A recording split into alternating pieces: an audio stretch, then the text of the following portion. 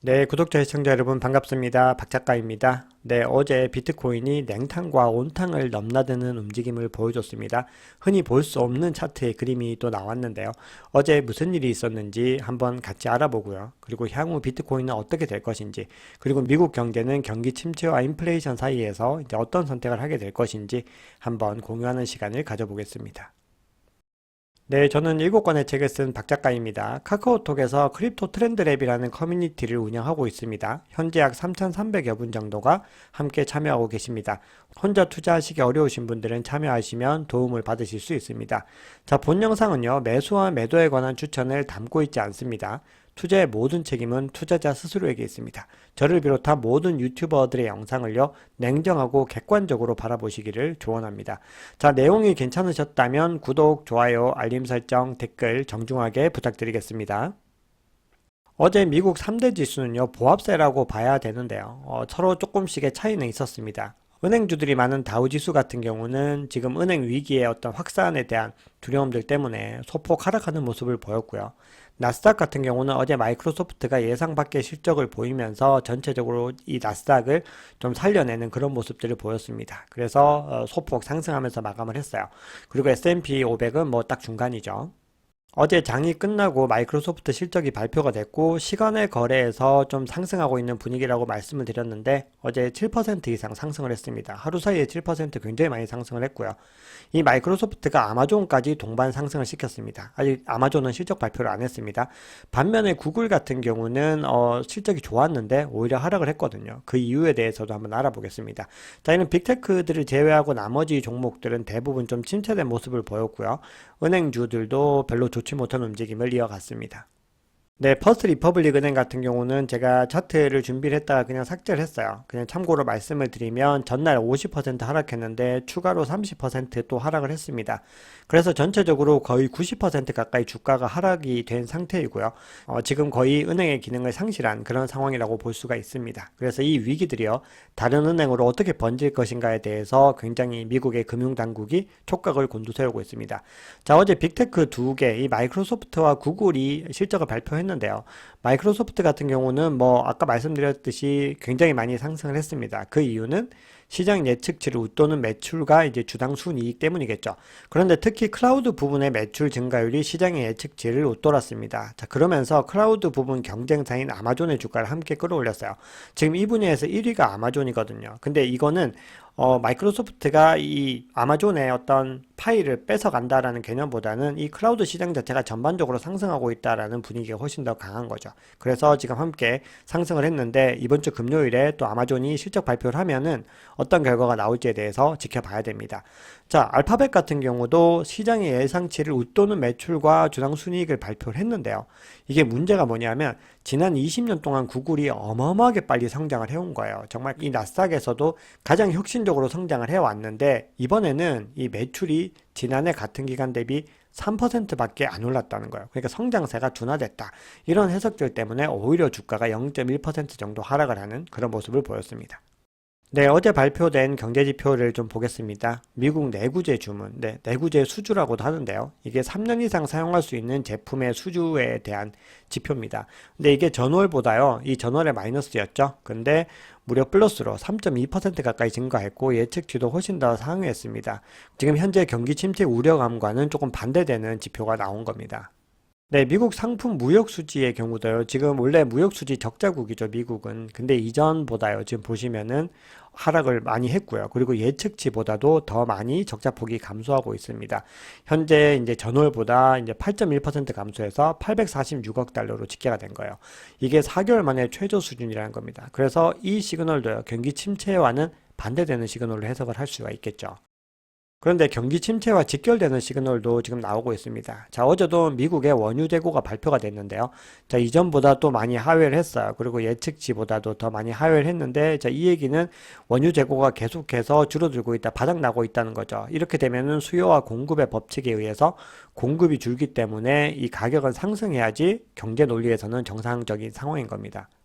근데 어제 유가는요, 지금 거의 뭐 또 역대급으로 하락을 했습니다. 최근에 그 사우디에서 이 오펙 국가들, 오펙 플러스가 기습적인 감산을 발표했을 때 유가가 많이 하락을 했죠. 거의 그때 수준으로 하락을 했습니다. 자, 그 이유가 뭐냐면 원유 재고가 지금 예상 이상으로 감소했지만 미국 지방은행들의 위기, 지금 은행 위기가 다시 대두될 수 있고, 그리고 연준의 금리 인상이 지금 한 번 더 남아있고 추가적으로도 어떻게 될지 모르는 상황이란 이런 두려움들이 겹치면서 경기 후퇴 우려들이 더 많이 나오고 있다는 거예요. 경기 침체 가능성이 더 제기가 되는 거죠.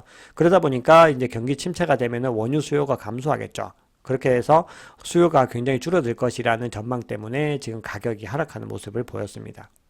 다음 달 5월 4일에 0.25%포인트 상승할 거라는 의견이 90%까지 올라갔다 어제 79%였는데 오늘은 73%까지 지금 하락을 하면서 꾸준히 하락하는 모양새를 보이고 있습니다. 자, 오늘은 이제 미국의 GDP, 1분기 GDP가 발표가 되고요. 그리고 내일은 PCE 지표가 발표가 되는데 이게 이번 주 가장 중요한 지표예요. 이걸 보고서 이제 연준이 최종적으로 판단을 하게 될 거라고 생각을 합니다. 네, 남은 빅테크 중에서 실적 발표를 주목해야 되는 건 지금 메타와 아마존입니다. 이 두 가지인데요. 메타는 이제 장이 끝나고 발표를 했습니다. 근데 1분기 실적 발표에서 예상보다 좋아진 실적 덕분에 지금 주가가 시간의 거래에서 12% 가까이 폭등을 하고 있다고 합니다. 네, 그럼 비트코인 차트를 한번 보겠습니다. 어제 이제 저녁부터 상승의 움직임을 보이면서 또 많은 분들이 역시 비트코인 하면서 기대감을 많이 가졌었어요. 그런데 새벽에 갑자기 거의 패대기 쳐지듯이 하락을 한 거예요. 지금 보시면 하루 동안에 지금 이 격차가 이 정도까지 난 경우는 거의 찾아보기가 힘들어요. 그리고 이 짧은 시간에 이렇게 났습니다. 어제 30K를 잠시 터치하기도 했고요. 그리고 어느 정도 상승할 것인가에 대한 기대감을 많이 자아냈는데 지금 거의 바닥에 가깝게 또 한번 찍고 다시 올라간 겁니다. 그래서 촬영 시점에서는요, 지금 상승세로 전환을 해서 28.4K 부근에서 지금 계속해서 테스트를 하고 있습니다. 그래서 이 흐름이 어떻게 갈 것인지에 대해서 단기적인 전망보다는요, 장기적인 전망 부분에 대해서 뒤에서 이제 차티스트들의 관점을 좀 소개하도록 하겠습니다. 네, 역시 비트코인이 그래도 가장 강했습니다. 9시 장 마감을 하고 전날 스코어를 봤는데 그래도 비트코인은 0.27% 상승을 했고요. 나머지 알트코인들은 대부분 저조한 모습을 보였습니다. 그리고 에이다가 지금 상승하는 모습을 보였는데요. 제가 지금까지는 에이다에 대해서 많이 언급을 안 했는데요. 지금 리플이라든지 이더리움, 도지코인 정도까지만 언급을 드렸죠. 근데 향후에는 이제 에이다 정도는 추가를 해서 아마 말씀을 드리게 될 것 같습니다. 네, 비트코인 도미넌스도 또 오랜만에 48일 이제 넘기면서 좀 상승하는 추세를 계속해서 지금 이어가고 있습니다. 네, 공포 및 탐욕 지수의 경우는 또 어제보다 3계단 상승을 해서요, 59로 이 그리드 탐욕의 단계가 강해지고 있습니다. 이제 60을 넘기게 되면은 정말로 이제 그리드 단계가 더 짙어지는 거죠. 그래서 지금 어제 새벽에 시장이 갑자기 급격하게 무너졌다 반등을 했지만 여전히 시장에 대한 투심은 살아있고 투자자들이 또 많은 기대를 하고 있다라고 볼 수가 있겠죠. 네, 그러면 CVD 차트를 먼저 보겠습니다. 자, 먼저 파이어 차트입니다. 지금 매수벽은 특별히 존재하는 게 없고요. 30K에서 매도벽이 지금 생성이 되고 있고, 그리고 31K에서도 좀 비슷한 정도의 어떤 매도벽이 생성이 되어 있습니다. 그래서 이 구간들이 또 단기적인 저항으로 작용할 수 있는 가능성이 있습니다. 네, 그러면 CVD 차트를 한번 보겠습니다. 자, 이제 보시면은 지금 가격이 하락했던 시점이 이 정도 시점이에요. 이제 보시면 가격이 갑자기 뚝 떨어지죠. 그래서 이 시점 정도를 기점으로 해서 고래들이 어떤 움직임들을 보였는지 이제 대략적으로 한번 판단을 해볼 수가 있는데요. 자, 지금 보시면은 가장 큰 고래인 이 갈색 고래 같은 경우는요, 계속해서 거의 매도 물량을 쏟아냈었고, 이번 가격에 좀 하락에 많은 또 영향을 미쳤죠. 지금 갈색 고래가 굉장히 가격 형성에 당연히 많은 영향을 미치고 있습니다. 그러다 거의 뭐 추가적인 매입이 굉장히 적었고 계속 홀딩을 하다가 요 지점에서 이제 소폭 매입을 했고요. 소량 매입을 했고요. 그리고 이제 홀딩을 하다가 이후 요 시점에서 많이 좀 큰 물량을 매입을 했습니다. 그래서 하락 후에 이제 반등해서 가격이 상승하는데 이 갈색 고래들이 많은 역할을 했을 거라고 보여지고요.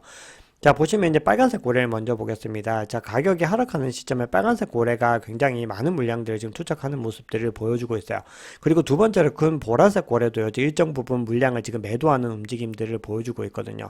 그래서 이 두 개의 고래가 지금 하락에 굉장히 중요한 역할들을 했다라는 것을 이제 이 차트로만 봤을 때는 판단을 해 볼 수가 있습니다. 자, 그리고 지금 이 초록색 고래 같은 경우는 계속 꾸준히 매입을 하다가 오히려 가격이 상승하는 시점에서 매도를 하는 모습들을 지금 보여주고 있어요. 그리고 가장 작은 고래는 뭐 계속해서 물량을 내던지고 있는 그런 모습들을 보여주고 있습니다. 그래서 이런 CVD 차트를 보시면 이 시장에서 플레이어들이 어떤 식으로 움직였는지를 대략적으로 짐작을 할 수가 있고, 결국은 이 시장이 크게 움직이는 데에는 고래들의 움직임이 절대적이다라는 것을 또 계속해서 확인을 할 수가 있습니다. 네, 지금 코인리스에 가 보시면요. 계속해서 지금 이런 강제 청산에 대한 뉴스들이 올라오고 있어요. 속보에 가 보시면은. 자, 근데 보시면 1시간 동안에 1.45억 달러 규모의 선물 포지션이 강제로 청산됐대요. 이게 원화로 환산하면 거의 2천억 원 가량에 달하거든요. 그리고 24시간 기준으로는 2.86억 달러, 대략 4천억이 조금 안 되는 금액이에요. 그러니까 이렇게 큰 금액들이 한 번에 청산을 당해버리니까 가격이 그냥 크게 요동을 칠 수밖에 없는 그런 상황이 된 거죠. 그러면 이런 청산을 유도한 어떤 트리거는 무엇이었을까? 여기에 대해서는 CNBC의 진행자 중에 한 명인 이 란 노이너라는 분이 이제 트윗을 했습니다. 자, 장 막판에 비트코인이 급락한 이유는 두 가지의 잘못된 루머 때문이다. 이 GVT 지갑도 비트코인을 팔지 않았고 마운트 곡스의 비트코인도 이동하지 않았다라고 강조를 하고 있습니다. 그러면서 이 두 가지 루머가 짝을 이루면서 굉장히 시너지를 증폭시킨 거죠. 시장을 움직였고 이런 움직임이 무더기 정산을 유발했다. 이렇게 주장을 하고 있습니다. 자, 그러면서 이제 본인은 그럼에도 불구하고 강세 전망을 계속 유지하겠다라고 주장을 하고 있어요. 그런데 이 퍼드라고 하는 거는요, 사실은 뭐 근거가 없이 그냥 뭐 하나 그런 기사 하나로 딱 들어오는 그런 것들이 아닙니다. 제 나름의 근거들을 제시하면서 이야기를 하기 때문에 되게 사람들을 두려움에 느끼게 하거든요. 저 외신에서 이런 기사들도 전해졌어요. 마운트 곡스와 미국 정부 간 이체 거래가 감지됐다. 이 시장에서요, 가장 큰 퍼드들은 뭐냐면은 고래 움직임입니다. 이거는 가장 빈번하면서도요, 가장 자주 활용되는데 가장 잘 통하는 퍼드라고 보실 수가 있어요. 그래서 어떤 고래가 이동했다 이런 기사들이 있으면 일단은 뭐 단기적으로는 충분히 움직일 수 있다는 걸 여러분들께서 감지를 하고 계셔야 되고요. 그런 움직임이 있더라도 결국 장기적인 상승과는 무관하다라는 부분들도 염두에 두셔야 됩니다. 네, 그러면 또 중요한 기사들 좀 보겠습니다. 어제 프랭클린 템플턴에 대해서 좀 잠깐 언급을 드렸어요. 이 미국의 굉장히 대형 투자 금융사인데요. 이 프랭클린 템플턴에서 운영하는 이 뮤추얼 펀드의 온체인 미국 정부 머니 펀드라고 하는 건데요. 자, 이게 이제 폴리곤 네트워크까지 확장을 하겠다라고 하고 있습니다. 현재 이 펀드는요, 스텔라 네트워크를 활용해서 거래를 진행하고 있어요. 이미 온체인 상에서 이 블록체인을 활용해서 지금 이걸 하고 있는데 이게 이제 폴리곤 네트워크까지 확장이 된다는 거죠. 그런데 이 펀드는요, 자산의 99.5% 이상을 미국 국채, 현금, 환매 조건부 채권에 지금 투자를 하고 있습니다. 그러니까 미국의 국채에 투자하는 펀드인데 온체인을 활용한다는 측면에서 굉장히 많이 이제 환호를 받았었고요. 이제 레이어 2인 폴리곤까지도 확장이 되고 있는 거죠. 그런데 이 프랭클린 템플턴의 CEO가요, 암호화폐 업계가 더 많은 규제의 현실화를 받아들여야 된다라고 주장을 하고 있습니다. 자, 그러면서요, 조금 더 내용을 보시면 미래 암호화폐 산업은 더 강한 규제를 좀 받게 될 것인데요. 이 부분을 비트코인이 너무 커져서 미국 달러를 위협하게 되는 부분과 연결을 하고 있어요. 그래서 결국은 미국이 비트코인 사용을 제한하게 될 것이다 라고 주장을 하고 있습니다. 네, 그러면서 이렇게 강조를 하고 있습니다. 규제 당국도 굉장히 많은 노력을 하고 있는데 이 상황이 매우 복잡하기 때문에 한 번에 해결하기는 굉장히 어렵다 이렇게 주장을 하고 있습니다. 그러니까 서로 이 암호화폐 업계와 이 미국 규제 당국 간에서 굉장히 많은 기싸움들과 서로 간의 어떤 눈치 싸움을 벌이고 있다 이렇게 볼 수가 있겠죠. 네, 암호화폐 데이터 제공업체인 카이코에서 데이터를 이제 제공을 했어요. 근데 BTC, 비트코인과 금의 상관관계가 이제 57%까지 상승을 했습니다. 이거는 거의 2년 사이에 최고 수치를 찍은 건데요. 현재 이 지정학적인 리스크와 지금 높은 인플레이션 때문에 금 보유량을 꾸준히 계속해서 투자 기관들과 은행이 늘려가고 있습니다. 그러면 이 금 보유량을 늘려나간다는 것은 어떤 의미로 해석할 수 있냐면 향후에는 비트코인을 보유하는 그런 금융기관들과 투자자들이 많아질 것이다 라는 걸로 해석을 할 수가 있습니다. 네, JP모건의 최고 투자 책임자가요, 미 연준이 올 9월부터 금리 인하를 할 수 있다라고 이야기를 하고 있습니다. 만약에 금리 인하가 되면은 이제 유동성이 더 늘어나게 될 것이고요. 비트코인을 비롯한 자산들의 어떤 가치들이 더 크게 상승할 가능성이 높습니다. 그런데 이거는요, 뭐 이분의 개인적인 의견인 거고요. 미국을 대표하는 이코노미스트들의 지배적인 전망은 내년 1분기에 금리 인하를 하는 이 피보팅을 할 가능성이 가장 높다라고 보고 있습니다. 네, 캐시우드가 한 인터뷰에서 지금 미국의 암호화폐를 이렇게 압박하는 이 정책들은 유권자들의 심판을 받게 될 것이다 라고 얘기를 했는데요. 지금 채굴 업체인 마라톤 디지털 CEO도 비슷한 얘기를 하고 있습니다. 암호화폐 반대하는 정치인들, 젊은 유권자들의 저항을 받게 될 것이다. 그렇게 되면 당신들의 정치 생명이 위험해질 것이다. 이렇게 강력하게 경고를 하고 있습니다. 상품선물거래위원회 CFTC의 전 위원장도요, 미국이 암호화폐를 너무 적대시하지 말고 포용해야 된다라고 주장을 하고 있습니다. 그러면서 또 혁신을 이야기합니다. 최근 미국은 금융 시스템에 대한 위협으로 규제 단속 방식으로 암호화폐의 혁신을 저해하고 있다. 자, 그러면서 워싱턴의 암호화폐에 대한 적대감에 본인은 실망을 했고 보다 민주적이고 포용하는 방식으로 해결책을 찾으라라고 얘기를 하고 있습니다. 네, 이런 가운데서 미국이 비트코인과 무관하게 달러 패권은 계속해서 무너지고 있습니다. 자, 어제 아르헨티나 소식을 전해드렸어요. 아르헨티나에서 비트코인이 거의 엄청난 프리미엄이 붙여서 팔리고 있다고 말씀드렸죠. 글로벌 시장에서 28K 정도인데 아르헨티나에서는 34K에 거래가 되고 있다고 말씀을 드렸어요. 자, 이번에는 위안화로 중국 수입 대금을 지불하겠다라고 이제 주장을 하고 있습니다. 네, 그리고 블룸버그 인텔리전스에서 또 중요한 자료를 하나 내놨는데요. 지금 보시면은 달러와 지금 위안화가 계속해서 지금 흐름이 상승과 하락의 흐름이 뚜렷합니다. 지금 위안화는 상승을 하고 있고 달러는 하락을 하고 있는데 이게 뭐냐면 중국이 이제 대외 거래를 할 때 다른 나라들과 거래를 할 때요. 위안화 결제를 계속해서 요구하고 있다는 겁니다. 그래서 각 국가들이 이제 중국과 거래를 할 때는 달러 대신에 위안화를 사용해야 되는 그런 상황이 오게 된 거예요. 자, 그렇게 되면서 그 거래에서 위안화 사용이 굉장히 급증하고 있다는 거예요. 그래서 곧 있으면 이제 이게 크로스가 되겠죠. 지금 중국은 1대1로 사업 등을 통해서 글로벌 영향력들을 계속 강화하고 있죠. 그렇기 때문에 지금 달러 패권의 균열, 탈달러 이런 움직임들이 계속해서 더 가속화될 수 있는 가능성은 매우 높다. 이렇게 볼 수가 있습니다. 네, 글래스노드에 따르면요, 0.1BTC 이상 보유한 주소의 수가요, 역사상 최대치를 기록했다고 합니다. 지금 거의 이렇게 치솟고 있습니다. 자, 그만큼 비트코인에 이제 투자하는 그런 사람들이 많이 늘어나고 있고, 비트코인 부자들이 더 많이 탄생할 수 있는 기회들이 마련되고 있다고 볼 수가 있습니다. 네, 또 블룸버그 소식인데요. 블룸버그가 선정한 파이낸셜 리치, 금융 분야의 부자들 25인에서 청펑자오가 무려 3위를 차지했다라는 기사가 나오고 있습니다. 자, 1위는요. 요즘에 제일 잘 나가는 헤지펀드죠. 시타델의 이 켄 그리핀이 차지했습니다. 네, 그런데 켄 그리핀은 현재 그 EDXM이라고 해서 월가주도 거래소를 만드는데 가장 큰 역할을 한 인물입니다. 자, 레이 달리오, 브리지워터 어소시에이츠의 이 레이 달리오가 또 이런 얘기를 했습니다. 비트코인 왜 많은 관심 받는지 이해 못하겠다. 본인은 포량만 보유하고 있다. 이렇게 얘기를 하고 있습니다. 자, 근데 이 레이 달리오의 발언들은요, 계속해서 많이 달라져 왔어요. 제 책에도 많이 소개를 했는데요. 이 사람이 이런 발언들을 그냥 곧이곧대로 들을 필요는 없다라고 생각을 하고 있고요. 지금 비트코인을 언급한다는 것 자체가 저는 더 중요하다고 생각을 해요. 그만큼 주류에 진입을 하고 있고 더 많은 금융 전문가들에게 회자되는 것이기 때문에요. 비트코인에게는 오히려 저는 호재라고 해석을 하고 있습니다. 네, 트레이더들의 관점을 이제 말씀드리기 전에 마지막으로 좀 악재에 대한 뉴스입니다. 지금 디지털 커런시 그룹, 이 DCG가요, 이제 채무 불이행 가능성이 매우 높아졌습니다. 현재 채무 불이행을 많이 하고 있어요. 그래서 이게 무리한 비트코인 공매도 탓인데 이게 회복이 굉장히 어렵다라고 주장을 하고 있어요. 네, 암호화폐 전문 매체예요. 비트코이니스트가 이제 기사를 냈는데요. 사실 이런 기사들이 나오면 그 다음에 위험한 상황들이 발생한 경우가 많았습니다. 그래서 여러분들 요거는 꼭 알고 계셔야 될 것 같아서 중요하게 공유를 드립니다. 네, 지난해 5월에 자회사 제네시스로부터 5.75억 달러 상당의 대출을 받았어요. 근데 이 해당 부채는요, 비트코인 공매도에 활용된 세 가지 대출 재원 중에 하나였던 거예요. 그리고 이 부채가 증가하면서 네, DCG의 채무 불이행 가능성은 매우 커져 있는 상태라고 얘기를 하고 있어요. 긴박한 상황인데 이 새로운 텀시트를 확보할 시간이 부족하고요. 지금 재무 상태와 현재 진행 중인 소송을 감안하면은 추가 자본을 확보할 가능성이 거의 없어 보인다라는 평가예요. 자, 그런데 DCG가 이걸 해결하려면 이제 자회사들을 매각을 해야 되는 그런 절차들이 필요할 수 있는데 아직도 그레이스케일이나 코인데스크, 파운드리, 루노 같은 계열사에 대한 매각 시도가 보이지 않는다 이렇게 주장을 하고 있습니다. 그래서 이 DCG 리스크는 뭐 계속해서 회자되어 왔던 부분들인데요. 이게 이제 어떤 더 큰 위기가 더 임박했을 수 있다는 기사이기 때문에 아무튼 알고 계셔야 된다. 이렇게 강조를 드리겠습니다. 네, 어제도 소개시켜드렸던 머스타치라는 분의 이제 관점인데요. 자, 2023년을 4년 전인 2019년과 비교를 하고 있습니다.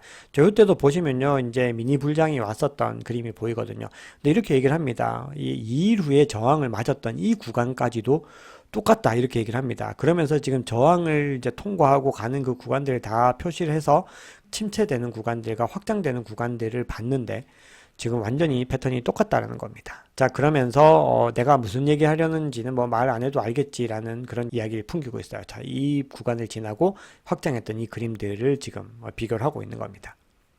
네, 이번에는 제가 좀 앨런이라고 소개해드리는 트레이더 타디그레이드라고 하는 분인데요. 자, 이분은요, 데일리 RSI와 RSI 이동평균선을 이용을 해서요, 이제 불리시한 이 크로싱을 발견했다고 얘기를 합니다. 자, 그러면서 과거에 또 패턴들을 얘기를 하고 있어요. 여기 지금 보시면 크로싱이 나왔던 이 구간들은 예외 없이 상승의 움직임을 보여줬는데, 지금 현재 지금 크로싱이 발생하고 있기 때문에 이게 어느 정도까지 올라갈지에 대해서는 얘기하지 않지만, 어쨌든 상승의 움직임을 그릴 가능성이 높다. 또 이렇게 얘기를 하고 있습니다. 자, 그런데 반대되는 의견을 얘기하시는 분들도 계세요. 네, 한국을 대표하는 또 이제 글로벌 온체인 데이터 분석 업체이죠. 이제 크립토퀀트에서 이런 기사를 냈습니다. 비트코인 해시레이트 지표를 봤는데 곧 조정 장세가 발생할 수 있다. 이번에 이렇게 얘기를 하고 있습니다. 그러면서 3월 24일에 올타임 하이를 찍었던 그 구간들을 언급을 하면서요. 지금 현재 이 패턴이 비슷한 움직임을 보이고 있기 때문에 단기적으로는 조정이 올 수 있다라고 얘기를 하고 있습니다. 그러면서 가격이 하락하기 전에 이 지표가요, 조기 경고 역할을 해줬다라고 강조를 하고 있습니다. 네, 보시면은 단기적인 관점에 대해서는 의견들이 엇갈릴 수밖에 없어요. 근데 단기적인 조정들을 100% 잡아낼 수 있는 사람은 없죠. 어제 같은 그런 갑작스러운 조정 상황들을 누가 뭐 예측을 할 수가 있겠어요. 그거는 정말 불의의 사고와 같은 그런 움직임들이라고도 볼 수가 있겠죠. 자, 그렇기 때문에 우리가 이 단기적인 시장을요, 너무 무리하게 예측하지 마시고요. 특정한 영역들을 정해두시고 거기서 꾸준히 추가 매수를 하는 방향으로 접근을 하셔야 되고요. 자, 그럼에도 불구하고 어쨌든 장기적인 관점에 대해서는 상승의 움직임이라는 것에 대해서 반대하는 의견은 거의 없는 걸로 보여요. 그래서 저 역시도 뭐 어느 정도 상승할지는 알 수 없지만 계속해서 장기적으로는 좋은 흐름을 이어가지 않을까라고 생각을 하고 있습니다. 자, 그리고 내년 반감기까지도 길게 보시면서 계속해서 모아가는 그런 움직임들을 가져가시면 아마 경제적인 어떤 발전에 큰 도움이 될 거라고 생각을 합니다. 네, 오늘 준비한 얘기는 여기까지입니다. 사실은 오늘 제가 오후에 또 중요한 인터뷰 촬영이 있어가지고 이 시황 영상을 갖다 그냥 스킵을 해야 될까 고민을 했는데 이렇게 좀 중요한 이슈들이 있어서 전해드리게 됐고요. 그리고 제가 어제 이제 말씀을 드렸는데 차트적인 관점들에 대해서 어떻게 생각하시냐 했는데 거의 대부분의 분들이 무조건 해야 된다라고 하셔서요. 앞으로도 계속해서 비슷한 패턴으로 하겠습니다. 자, 오늘 준비한 얘기는 정말로 여기까지입니다. 지금까지 박 작가였습니다. 오늘 힘찬 하루 보내시기 바랍니다.